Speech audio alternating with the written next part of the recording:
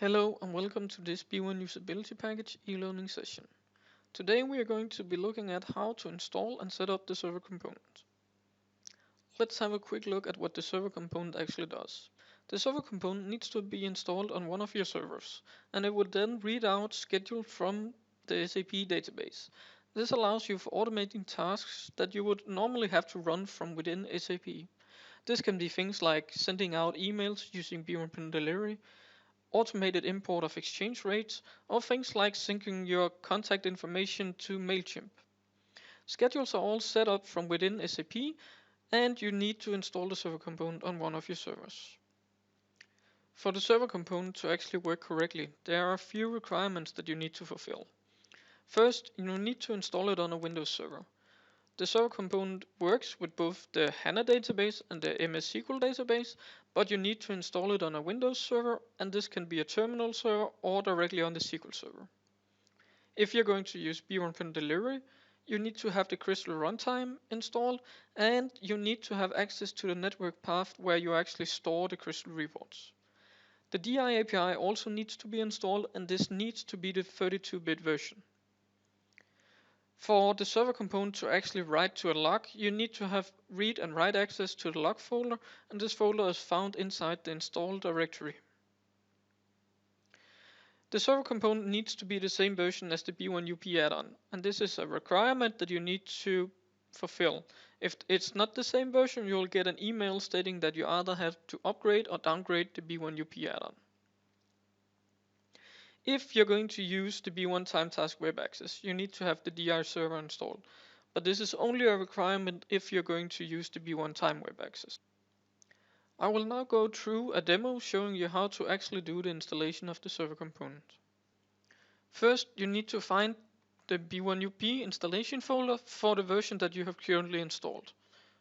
Inside the installation folder, you will find a folder called Server Component 32-bit Optional. Inside this folder, you can find our installation guide. This contains a detailed description of how to actually install it, including system requirements for both software and hardware. To get started, you need to run the setup.exe. This will prompt you with a screen where you can optionally change the installation path, and you need to agree to our license terms and conditions, and then you can install it. When the installation has completed, you are now ready to set up the server component. Press finish to the installation dialog, and behind it should now have opened this setup window. This is where you need to define how the server component connects to your SQL server or HANA server, and how it actually accesses the databases that you need to use. You need to put in the database server, and then you need to specify what database type you're running.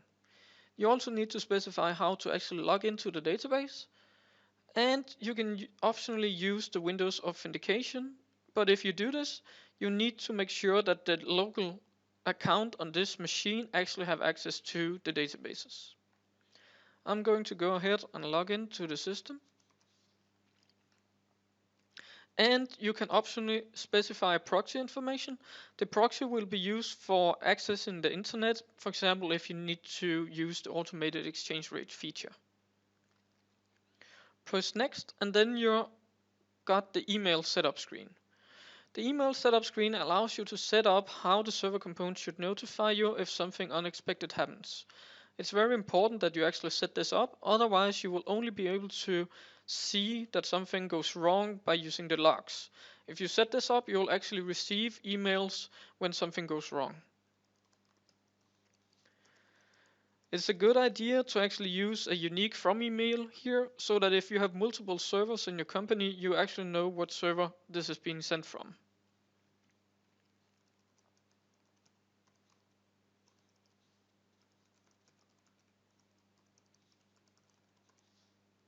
You can always send a test email to actually verify that the details are correct.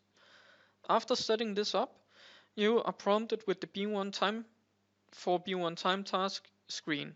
This is totally optional, and it's only if you use B1 Time Task and you want to use the B1 Web Access. For actually information on how to set this up, please see one of our other e-learning sessions. Now that you have provided information on how to actually access the database, you also need to tell it how to actually log into the SBO database. From here, you need to define a username and a password for the user that you want to log in with. The user that you want to log in with needs to have a license and access rights to actually perform the task that you want it to. So for example, if you're going to update exchange rates, it needs to have access to the exchange rates and it needs to have a license that can actually update the exchange rates.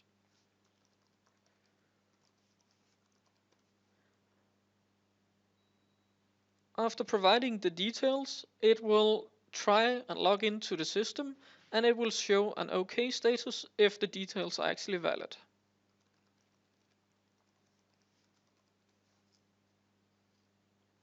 You need to log into all the databases that you want to run schedules in, and when you're done, you can press the Finish button.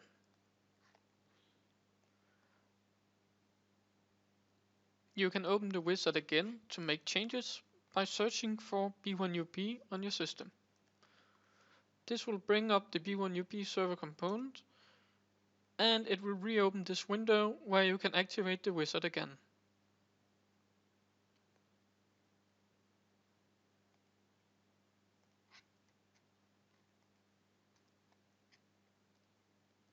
From here you can also find the event log, and the event log is a detailed log stating what the server component is doing, and if it runs into any issues it will be shown in here.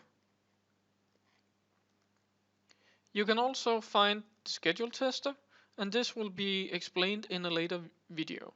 You can also start and stop the services that are actually installed on the machine.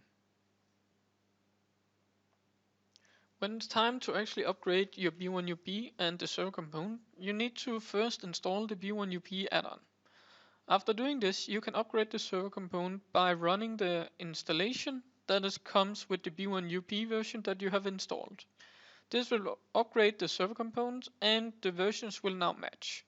If you do not do this, you will get an email asking you to either upgrade or downgrade your server component so that the version actually matches the B1UP add-on that you have installed. If you for some reason need to uninstall the server component, you can do this using the add remove feature in Windows. It's just installed like a normal program and you can just go in there and uninstall it as well. Thank you for watching this e-learning session. If you need to contact us, please use our sales at boyum-it.com or have a look at our website boyum-solutions.com.